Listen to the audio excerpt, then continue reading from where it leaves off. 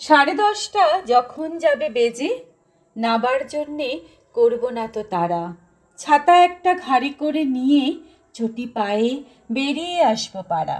গুরুমশাই দাওয়াই এলে পরে চৌকি এনে দিতে বলবো ঘরে।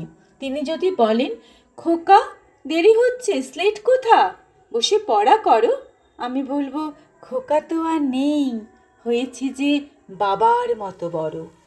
রবীন্দ্রনাথের এই লাইনগুলি আজ বড় মনে পড়ছে। না, বাবার মতো বড় হওয়া আজও আমার হয়নি। আজও প্রতি পলে পলে বাবার কথা ছোট্ট খোকার মতোই মনে করি। মনে হয় এই তো সেদিন সারাদিন খেলার নেশায় পড়ার কথা বেবাগ যেতাম ভুলে। সন্ধে হলেই চোখে এক রাশ ঘুমে চোখ আসতো বুঝে। তখন দেখতাম বাবার হাতে পুরনো হাত পাখা, আমায় শাসাতে আসতো তেড়ে। মনে হতো, এ কেমন বাবা, এই রকম বাবা যেন পৃথিবীতে আর কারো না হয়। বাবার সব কিছুতেই বাড়াবাড়ি। একদিন কি হয়েছিল, বাবার আপিস যাওয়ার সময় তার চলার সাথী সাইকেলটিকে নিয়ে আমি হাওয়া। বাবা ঝাড়ু হাতে আমায় শাসনের জন্য একেবারে খাড়া। কোনো ক্রমে আমার জ্যাঠতো দিদির হাত ধরে সে যাত্রায় আমার রক্ষে পাওয়া। মনে হলো, ভারী তো একটা পুরনো সাইকেল, তার জন্য আবার এত ভাবা। এরপর ছোট্ট থেকে আমার বড় হওয়া, বিছানায় শুয়ে আমি দিল্লির হসপিটাল। সারাদিন আমার শিউরে বসা আমার বাবা যখনই সময় পেয়েছেন ছুটে গেছেন কাছাকাছি কোনো মন্দিরের দরজায়।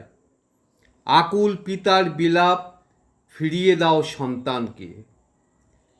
এক পিতার আরতি ফিরিয়ে দিতে বিধাতাও পারেননি। সুস্থ করে তার সন্তানকে ফিরিয়ে দিলেন পিতার হাতে। সন্তানের জন্য তখন প্রয়োজন দুধ। অভাবের সংসার, তার মাঝেই কিনে আনলেন গাভী।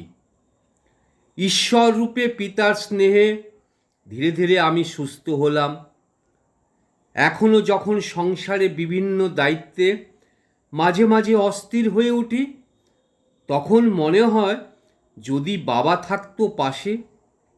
বাবা, আজ তুমি নেই এই পৃথিবীর কোনোখানে, তবু তুমি আছো, ভীষণভাবে আছো আমার হৃদ মাঝারে।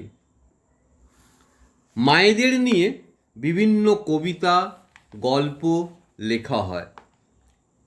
পিতারা থাকেন মেঘের আড়ালে আড়ালে, কিন্তু সূর্যের মতো নিজেকে পুড়ে আলোকিত করে যায় একটা গোটা সংসার।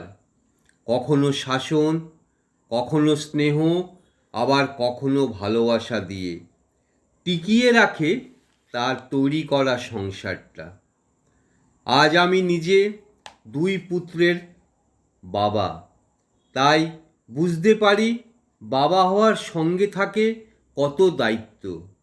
বাবা, নির্জন রাতে মন কেমন করা অন্ধকারে এখনো আমি তোমার সেই ছোট্ট অরুণ।